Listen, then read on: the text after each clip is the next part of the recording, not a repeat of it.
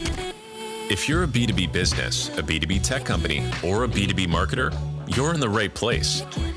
Coming to you from Studio 26, this is the Interesting B2B Marketers Podcast, bringing you interesting contemporary takes, industry tips, guest interviews, and true stories from B2B marketers in the trenches. Now, here's your host, Steve Goldhaber. Hey everybody, thanks for joining us today. I am joined by Riaz. Riaz, welcome to the show. How you doing? I'm really good, thanks, Steve. Really good to be here. Thanks for inviting me on. Yeah, and for those of you who don't know, Riaz is the founder and CEO of Radiate B2B, and I'm excited for him to come on and share some stories about winning in the world of B2B. All right, so as you know, we start off the show by telling the stories from interesting B2B marketers. And the first story that Riaz is going to share with us is about breaking into a new industry. So Riaz, take it away. Yeah, when we first started, we worked with a company, and actually it's one of those situations where it was completely unplanned, right?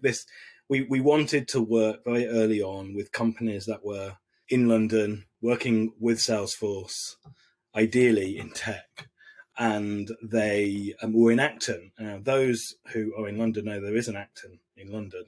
But this was unfortunately Acton in Toronto, or fortunately, it's a beautiful place, but a little bit far away from what we were looking for. But we got talking to them and realized that what they were trying to do was really interesting. It was really well aligned with what we were trying to do as a business. And what they were doing was trying to break into the construction industry in the US.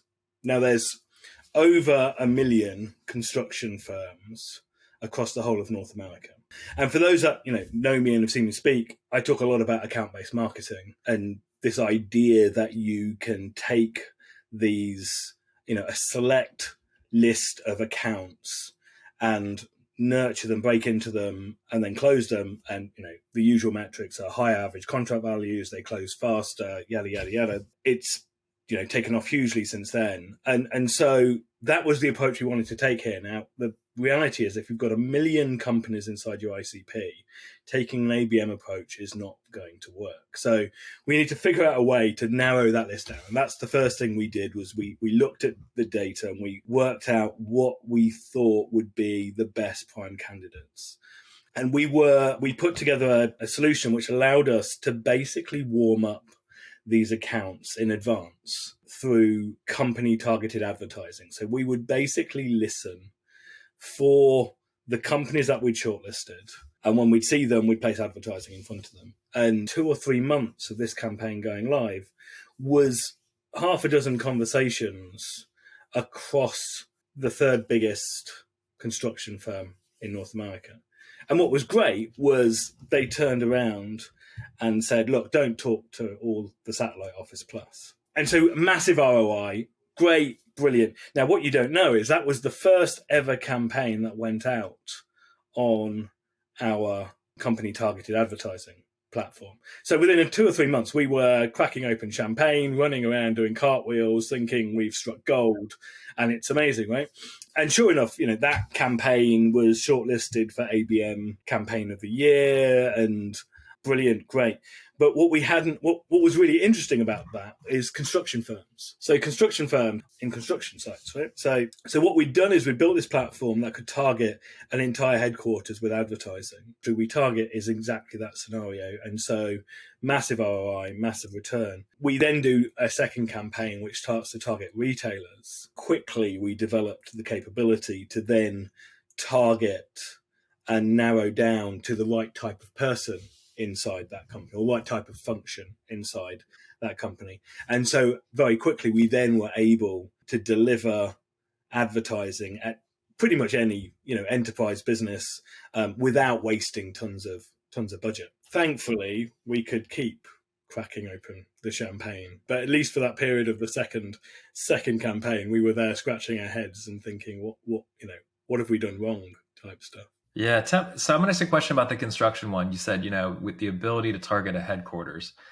and feel free to reveal or not reveal. I don't want you to give away the secret sauce, but yeah, absolutely. How are you doing that? And I'm sure it's not just one simple thing like, well, it's just geo targeting. We know they're in a certain building. Are you doing multiple things where you say, hey, there's 5 different ways, and when we add all these 5 different ways up, we know we've got them? How does that work? Yeah, so in the very, very early days, we did test geo targeting as a way to do that sort of targeting. And honestly, it didn't work very well, and we dropped it as an approach. What we do is really twofold. So first, we use the network of the headquarters. That means that we can only really do this with mid-sized companies and above. So their internet connection is identifiable. We can see it, and we can make decisions based off that. That's great, but it only takes you so far. Companies tend not to be static beasts. They acquire companies, they spin off companies. And so part of the secret sauce of what we do is we're monitoring those changes and are able to incorporate those sorts of infrastructure changes on the fly. Yeah, I think it's interesting too. ABM, the philosophy has been around for a while, and I feel like it's my experience when I've worked with clients is you need an organization that is almost mature enough and has a sales structure that's similar to that to fully embrace it. And do you see that same thing? Because I feel like some people hear ABM and they're like, whoa, whoa, whoa, whoa, whoa. We don't want to choose 20 companies to target. That just doesn't seem efficient. So I'd love your thoughts on the maturity level of a company that embraces ABM or just goes, we would never want to do that because we're just afraid to limit ourselves. It's not for all B2B companies. So if you're a mature B2B business that is selling to SMBs of small companies, ABM is not a good fit for you at all. If you look at traditional ABM, so the theory that was set out a decade ago, basically that was good for a very small number of companies globally, right? The sort of IBMs, Cisco's, I guess, big hardware companies selling multi-million pound contracts. Those sorts of situations where you can pick 5, 10, 20 companies and you can allocate somebody to each of those targets, if you like, a salesperson, a marketing person, and build programs off the back of it. It's logical when you've got that sort of size contract. For most of us in the real world, though, we don't have those sorts of size contracts on a day-to-day basis. And so modern ABM, if you like, or scaled ABM, whether that's one to few or one to many, if you take the different strategies that sit below it today, allows you to scale programs that really are sort of $25,000 annual contract value upwards. So you're dramatically reducing the minimum contract values. And suddenly that means it's available to a huge number of companies. To your point about sort of maturity inside the business, I think there's really 2 points or 2 stages where ABM can really make sense. One is when you're really, really early. So when you're a really early stage business where you don't have lots of customers, actually an ABM approach works really, really well because ABM approaches brings you very close to the customer. It allows you to understand the buying journey very, very well. And that's something you need to do at an early stage to figure out how to scale your go-to-market over time. For most companies are not early stage startups. So, and for those companies, $25,000 contract values and up, you do need a sales team, you do need a marketing team, and you do need them to be talking to each other. If those 2 teams are not working together, the ABM program never gets out of the gate. Yeah, I was gonna say, I think that's a great point in that you have to be synced up. And when I've done more ABM planning work, what I've always seen work the best is if you say, look, months 1 and 2 is just marketing is gonna do their job. They're gonna buy the media, they're gonna find the people, and then months 3, sales is gonna hit it hard. Meaning, when sales starts to do their outbound, whether it's networking, phone, email, whatever it may be, your engagement and conversion rates should be better because ultimately the person always goes when the salesperson asks for the meeting or whatever it is, it's that, have I heard of you or not? Right. And I think people, like I'm working with a client right now where, the strategy is run an email match program, hit those people hard for 2 months with advertising and marketing, knowing that month 3, that's where the sales force kicks in. And the thought is you get to that like, oh yeah, I've heard of you guys. I've seen your stuff. Yeah, I'm open for a meeting. And I feel like that oftentimes is such a critical thing that companies get wrong is the sequencing of let marketing start and then let sales finish. Yeah, and it is that two-way process. So that account selection piece at the very, very beginning shouldn't just be done by marketing. It should be done by sales and marketing, and possibly even customer success, if that makes sense, depending on what your goals are for the program. And yes, you're right. You do. We know that if you warm up companies with advertising for a response, an acceptance, a call acceptance. But what's amazing is the next step on, where we typically see a 2 to 3x likelihood to take a demo and actually to move further along the pipeline. And so the advertising serves two things. It doesn't really, and advertising can be persuasive. It can, but I think what it does is it builds that level of trust or that level of awareness that just says, you know what, I want to find out more. I'll have the discussion. Unless they're in market, unless there is a problem for them to solve, the reality is you're not going to magically suddenly turn them into an opportunity. But the nice thing about the advertising as well, especially the display-led advertising, which is obviously brand-led, you're able to identify the companies that are willing to have that conversation earlier than almost anything else, because it's brand led, and you're telling, ideally you're telling that sort of story that seeds the conversation. If it's an interest to them, they may or may not click, but they'll research and turn up on your website. And we know over a quarter, typically 20 to 30% of the companies that you target will magically appear on your website. And so then, the sales team has now got, as you say, the ability to pick up the baton and continue the conversation. Yeah. I love earlier what you were talking about with even getting customer success in on that meeting. There's a funny quote. I forget who said it, but it's something like, there's no such thing as a bad client, only a bad lead. And the ability to get further down in your business to say, look, we have 10 clients, 7 are amazing, 3 are not a good fit.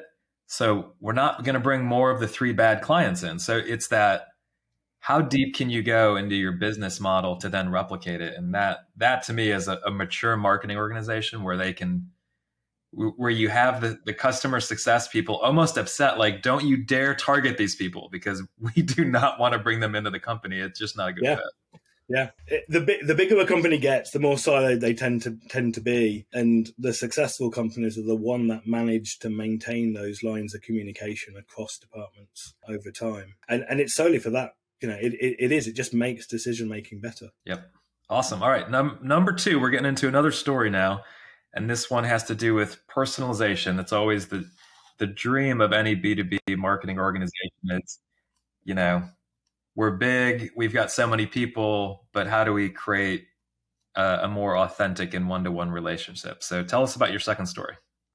Yeah, this was a brilliant technology company. And to be fair, I shouldn't just pick on this particular technology company, because we've seen a few different types of company do this, where this idea with ABM especially, ABM really draws this out, really, because it's all about putting the customer at the center.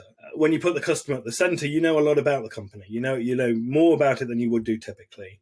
And you want to be able to personalize the work that you're putting in front of them, the messaging that you're putting in front of them. And for anyone who's built ABM programs, you know the trick to making a successful ROI positive program is to know when to invest. Investing too early can mean a lot of wasted investment, because the numbers don't really shift. When you're at the top end of the funnel, the number of companies inside your market that are in market is a relatively small number in the scheme of things. And so we have the ability to personalize advertising right down to the individual company. So you could do hello New York Times or hello AT&T or whatever, right, in your banners. We've actually had a client do that, but that's a different story. And most of the time, drawing out that sort of explicit call to action, you've got to be very careful with. But you could, of course, personalize banners to the same industry. So if you're talking to someone in finance, you're presenting to them a finance case study, and so on and so forth. But in this case, what happened was the companies wanted to personalize the banners down to the individual company. Fine, we can do that. And when we drive them to a landing page, the landing pages were then also personalized to each company. So every company got their own personalized landing page. Now, the challenge with doing that is it's a lot of work to maintain. And anyone who, again, when you build ABM programs, it's not about list number one, right? It's not about the list that you create on day one. 4 weeks down the line, you're starting to iterate on this list, right? Sales guys have picked up the phone. They're not in market for 3 years. Why? We're not going to keep working on them. So we switch them out. We've got a new company in. Well, suddenly I've got to go and build all this personalized landing pages for this new company. And so the cost of that investment is huge. When in reality, what we know is that when you put advertising in front of somebody, it's like an email. When you send out an email, what's the percentage of people who actually even open the email? Forget about clicking on a link. It's if you're doing well, it's in the mid 40s, maybe 50% sort of level, and maybe it's 10% of that click. So you're talking about 5, maybe. And I talked a bit about that 20 to 30% every quarter stat. Well, let's say you're targeting 100 companies, 20 to 30 companies are going to magically appear on the website, but 70 to 80 will not. And so the question you always want to be asking is, well, is the work for that extra personalization worth it? How many of those people who actually even clicked through or came to the website? Really, one of personalized landing pages are very, very good. Personalizing websites is even better. But really, it's all about what stage is those target companies at, and then adjusting accordingly. Yeah, that's interesting. I mean, I think that there is so much work involved in the personalized landing pages. The value is, to me, in the analytics, when you see something where it's like, all right, company number 5, we've had 3 hits on that landing page. So unless they shared it with another friend or something, which is unlikely, like, we know they're engaging. I thought, that's right. I used to run my business on HubSpot, and I've been on the marketing end of a HubSpot campaign where I clicked on an ad, I went to a HubSpot driven landing page, filled out my information, that then connected to their list. And I remember sitting in my office one day and getting a phone call from someone. And he was like, "Hey, Steve, it's Rick. Saw that you were just on our website. And, do you have a couple minutes?" And I just was like, as a marketer, one, I was a little freaked out. 2, it just kind of like, it was so well executed because they knew I was on a page where I was leaning forward, researching. And he was like, "I saw you were on this page, which means you're probably thinking about that. What questions do you have about that?" And it just was like, that's right. I was just like, and I'm that's almost like, I'm leaving right now because it doesn't get any better than that, Yeah, because that's the right way to do it. It's not investing the time in the landing page to personalize it to the individual.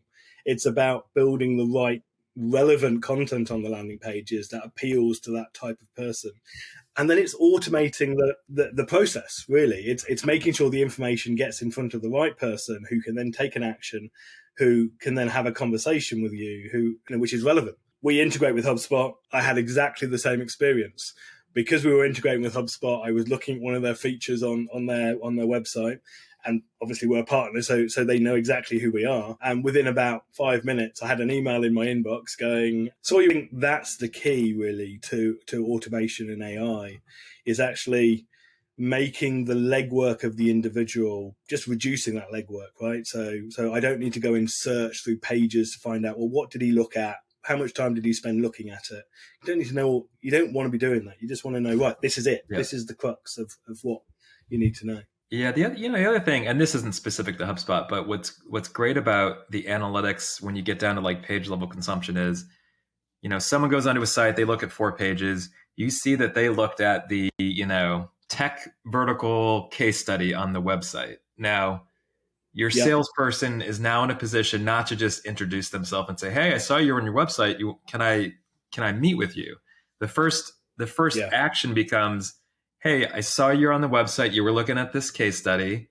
If you like this one, there's actually another one that I think you're going to enjoy. I can give you the 15-minute version of it." Sometimes I always encourage people not even say like, "This isn't a pitch. I'm not going to give you an overview. I will walk you through the 15-minute case study of this other thing because I think you're going to like it." And that's just you're not a salesperson anymore. You are helping them make a decision. And I think that's something where it's okay for salespeople to kind of put on their customer service hat the first 1 or 2 interactions. And then once you've earned that trust, then you can kind of talk shop, Yeah, no, I completely agree. The whole world of sales has changed dramatically. Exactly what you're talking about there is just those little tidbits of information that allows you to have a relevant follow-up that isn't a let's jump on a call and have a demo. All right. And speaking of that proverbial call, the ultimate, it's all about the meeting, getting time. We're going to jump into our third and final story. So take it away. It's all about getting some time with prospects. When we built Radiate, it was all about marketing and the changing face of marketing and how ABM was going to help drive that change. But what we realized very quickly was sales development drive enough successful calls from that to create meetings or blast out however many emails. None of that works anymore, right? I mean, we've gone from, even 3 or 4 years ago, 7 emails to get a reply. It's something like 11 to 16 today. And if you haven't burnt half your market by the time you've got to the 11th email, I'd be shocked, right? So those sorts of techniques just don't work, and you've got to be much more clever about it. Alongside that, one of the things that we do is we identify anonymous visitors on your website. We convert on a website. So, and obviously Gartner and Forrester have since then now come up with research that talks about the amount of time spent with all vendors is something like 17%. Even if you're optimistic, you've shortlisted down to 2 or 3, you're now talking about 5% of the entire buying cycle spent with a single vendor. It's not that long ago that half the buying cycle was spent with a vendor. And if you go back to the beginning of the internet, which is 20-ish years ago, it was 95% of the buying cycle. So we've really gone to the other extreme today. And what that meant was you're no longer able to just rely on somebody coming up to your website and filling out a form. That's so late in the process that the competitor who's built a relationship with your prospect has already got such a head start on you that you're way on the back foot. And that made us look at the data that we were collecting and start to see and build partnerships to then basically see, well, okay, what can we bring together to actually help sales development teams to prioritize who they talk to. And of course, today it's well known. Intent data is a well known phrase. Today, it's if it's not at the top of the hype cycle, it's certainly approaching it today. But this idea that you listen and look at behavior at a company level to figure out, well, who might be open to a conversation. It's not about lead generation. It's very much about who's willing to have a conversation that I can start to build a relationship with.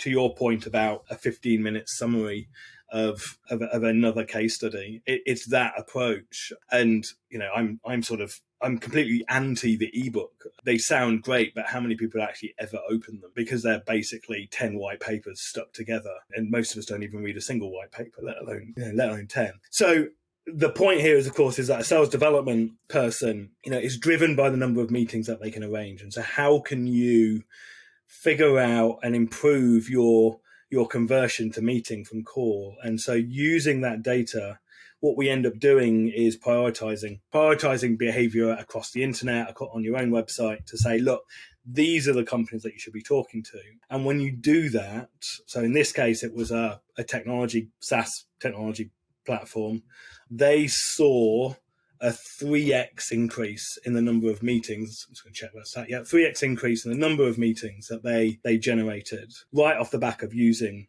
that data. And obviously what that meant was you can combine that with advertising, combine that with sales development and nurture to then drive obviously more opportunities over time. I'd be curious to get your take on this. So, the salesperson books a meeting, and let's say it's a week and a half out. One thing that I see not enough marketers doing is having that nurture campaign that goes backwards from the meeting date, right? Because most people will say, yes, I booked a meeting today. It's a week and a half out. I'm going to customize my presentation, and my selling or my marketing starts in the meeting. And I don't know why more people don't back it out to say, all right, 5 days before the meeting, this is what I'm going to send. This is what I'm going to, there's just such a huge opportunity missed because it's just this like, well, I'm not going to bother them until the meeting. Sometimes I've even I've recommended things for clients where it's been, you can tell that story before the meeting so that the actual first meeting is more of a conversation. That's not even a, let me get the slides out and present. It's a, oh yeah, you've already consumed some of the content. Let's just do a work session. Like way more good things have come out of work sessions than capability presentations. I've never been a fan of a presentation, sort of hiding behind slides sort of thing, where it's all effectively pre-scripted. And no matter what the prospect says to you, this is what we're going to do next. and it's like, it's, you know, you get, the reality is people are different. Some people want to jump straight into a demo. They want to see the product. They can understand it because of that. Other people want to understand the case studies and what the return is like. And yet other people want to know, well, how does it all connect together? How does this work? And so if you can do things in advance that help you to know which approach should we take on that call, then great. But if you know, it depends on I think it depends on your sales cycle a little bit and you know what your product is. And if you can't do that, you sure as hell can do it in the call itself very quickly, right at the top, right? You know, what are you trying to gain from this? What do you need? Asking the right questions to allow you to deliver running off a script, which is, or they have to have multiple scripts in effect. I always like to start when people ask for the traditional capability presentation in the half-hour meeting. I mean, I'll try to get through it in 3 minutes to 5 minutes. Yeah. Because if you can't tell the story of your company in 3 to 5 minutes, like it's just, you're not good at what you do. I mean, I try to knock it out in 5 minutes and say, let's focus on what your issues are, right? It's the classic pain discovery. Some people call it, I had a good friend at LinkedIn who called it, we just want to drag them through the glass, meaning we want to ask them enough questions to understand what their pain is for them to go, oh my God, I've got all these issues. Now now that I've articulated my pain, you can solve it. So those capability meetings. It's no different, I think. I think to your point there, it's funny because you know, one of the things that I love to do is to build products. At least one part of me is a product guy. The danger for me is always to, you know, I talk to a lot of people. We talk a lot about the future and where markets are going and what's going on. And so in my head, I know exactly what I want to build, right? But that's really dangerous. And it's no different in sales. It's like, well, you think you know what the problem is because you hear it day in, day out. So this is your problem. Well, actually, it's not. And if you don't open your ears, you don't get the nuance that allows you to create what would be an average product because it's a jack of all trades that sort of hits the high notes but doesn't hit everything else. Yeah. All right, awesome. So thanks for sharing the third story. We're now going to get into a little bit more about you. So I'm curious to know how you got started in B2B. What was it like? When did you first kind of go, you know what, this is actually really interesting stuff. I'm going to focus here. So I had zero plan to start in B2B. In fact, I had zero plan to get into marketing, which is really where, you know, my core today. I knew that I loved tech.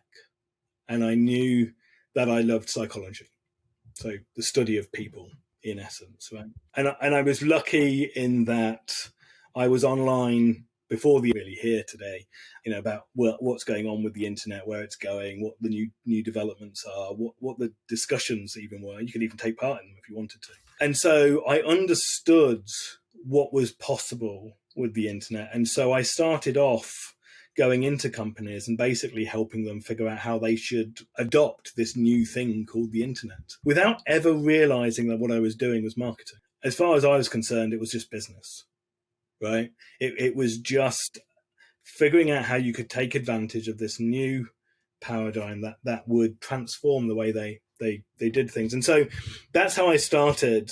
You know, I built video advertising networks, really. So the video advertising came last. You know, we exited that business to a company called Silverpop. And for those that don't know, Silverpop was one of the big marketing automation vendors. And one of the companies that it acquired was a company called VTrends. And so whilst I was experienced in B2B from a CMO, marketing director perspective of, you know, what are the B2B tactics, techniques, strategies, etc. What VTrends did, just like Marketo and HubSpot today, was all around marketing automation, right? What are the techniques to put content in front of your buyer and score them and figure out the right time to put them in front of sales? And so I was able to be right at the start of that new way of doing B2B marketing. And that's how I got into it. I did that for about 4 years, I guess it was, something like that. And then I said I was going to get out of MarTech. I was going to get out of building new startups.